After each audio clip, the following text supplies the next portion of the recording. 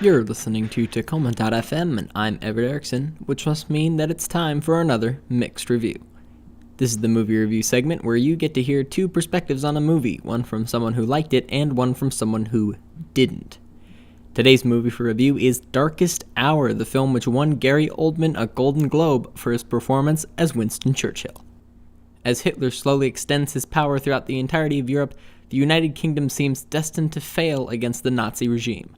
While some in Parliament support peace talks with the dictator, the Prime Minister Winston Churchill refuses to surrender the nation.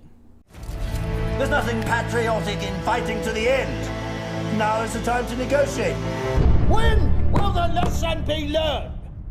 You cannot reason with a tiger when your head is in its mouth! I take full responsibility. Really? Really? Yes, sir! It is the reason I sit in this chair! Now it's time for the good review.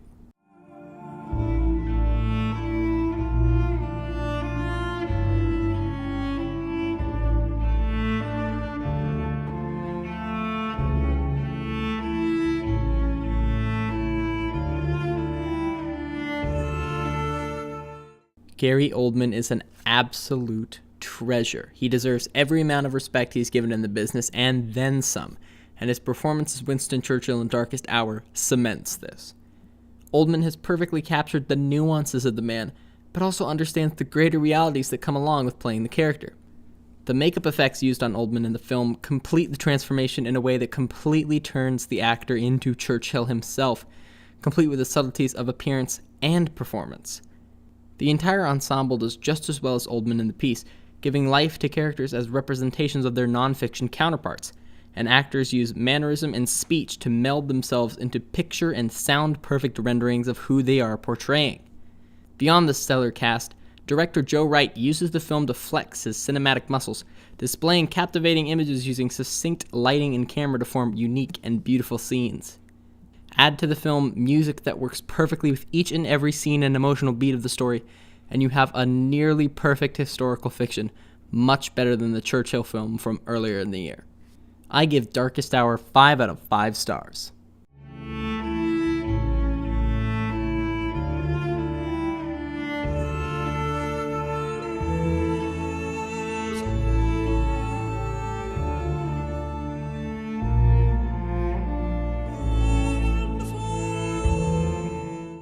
And now, the bad review.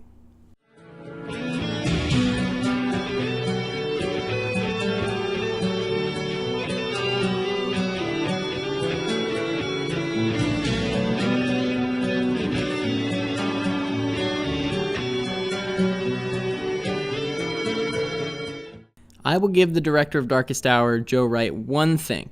In this film, he made several significant decisions that involved risk to the film, i.e. whether or not each choice would work for what he was going for. Several things do work for the film, but just as many do not. The lighting is very harsh throughout the entirety of the movie, and this is used to develop tone, but often it is distracting when the shots become overexposed. The same can be said of the choice to have several shots in the film drift upwards from a bird's eye view to simulate the layout of a map.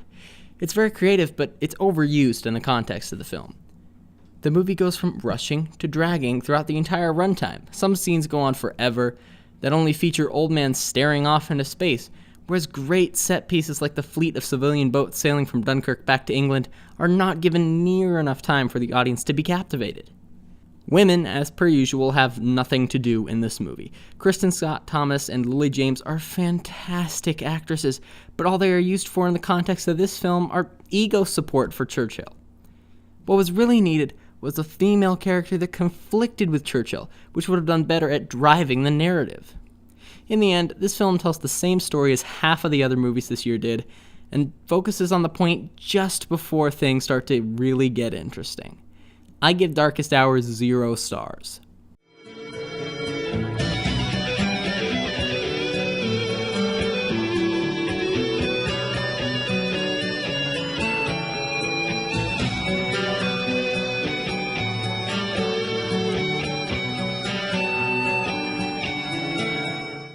And there you have it. You heard two perspectives on the movie Darkest Hour, one from someone who liked it and one from someone who didn't. Gary Oldman won a Golden Globe for his performance in this movie, and The Mixed Review has done reviews on some of the other winners of the Golden Globes. To check those reviews out, find The Mixed Review on YouTube or visit our page on Tacoma.fm. Speaking of which, you're listening to Tacoma.fm.